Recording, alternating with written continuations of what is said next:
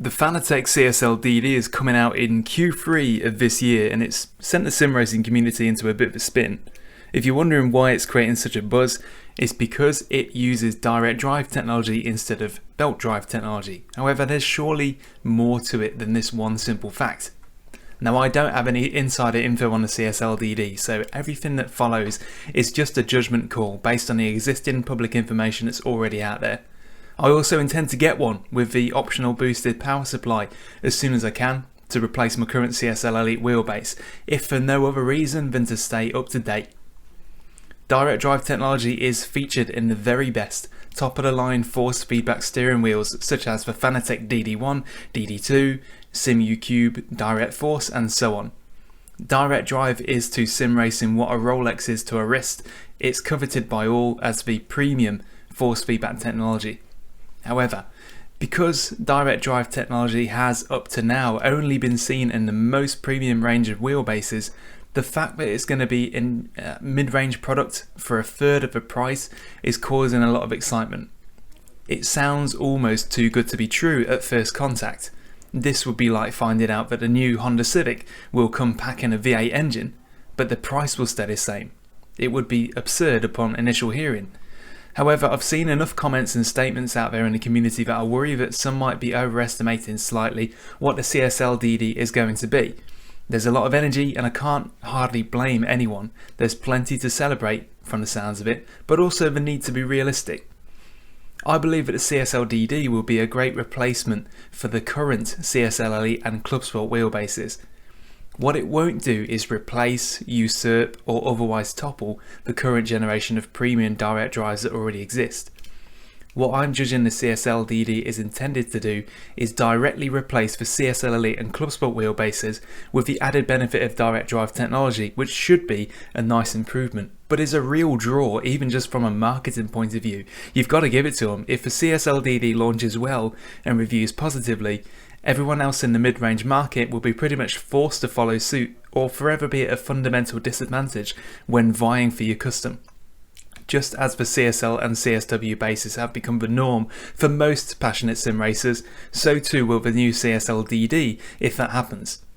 Those of you who have bought one of the current crop of direct drive wheelbases from Fanatec or Simu Cube and the likes have got no reason for remorse whatsoever, as the CSL DD isn't intended to rival them. If you've always wanted a direct drive wheel and you're rejoicing that having one just got a lot less expensive than you thought, you should be a little bit cautious not to treat the CSL DD as an equal to the direct drive that you may previously have wished for. I'll explain why I think this is wise. The most obvious evidence that we have is that the CSL DD has 5 Nm torque as standard, which is nearly equal to the CSL Elite wheelbase. I've got a CSL Elite wheelbase, I love it, I think it's plenty strong enough. With the optional power booster they're going to be selling, the CSL DD will give you 8 Nm, which is the same as what the Club Sport wheelbase is capable of. This sends as strong a signal as any that the CSL and CSW lines are the real targets here, not the current lineup of direct drives already in existence, which all have roughly 15 to 20 Nm of strength, easily double what the CSL DD will do. The presence of a desk clamp is also a big indicator that it won't be breaking any wrists, and that it's much more moderate like the CSL and CSW currently are. You don't even need to take the lower strength of the CSL DD into account to come to a conclusion. For one, it would make bad business sense to release a full-blown, full-fat direct drive wheel that was priced at €350.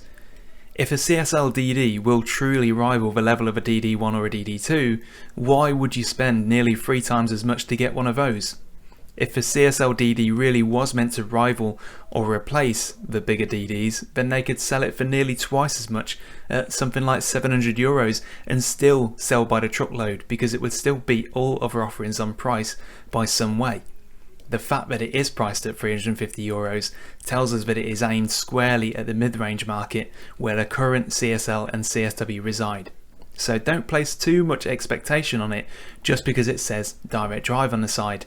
The DD1 and DD2 are Fanatec's flagship wheels, and nobody would undercut themselves by offering a close competitor for so much cheaper. The CSL DD will give Fanatec a massive marketing advantage for as long as they remain the only manufacturer to use direct drive technology in a wheel at this level. As the only other real player that I know of in the mid-range wheel game, if Thrustmaster doesn't respond in equal measure at some point soon, this will pretty much mean that Fanatec will just hoover up all those mid-range sales for some time. I'm also pretty confident that the CSL and CSW lines will be discontinued when the CSL DD releases, because it means that they can now manufacture one product instead of the current two separate lines.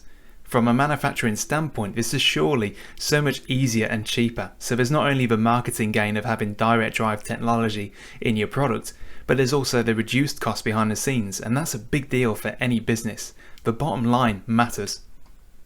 I guess what I'm trying to say most of all is that while it looks really exciting, don't be over expectant of a CSL DD. It's going to be good, yeah, but everything I see sends a clear signal that it's not meant to compete with the existing upper end of the scale.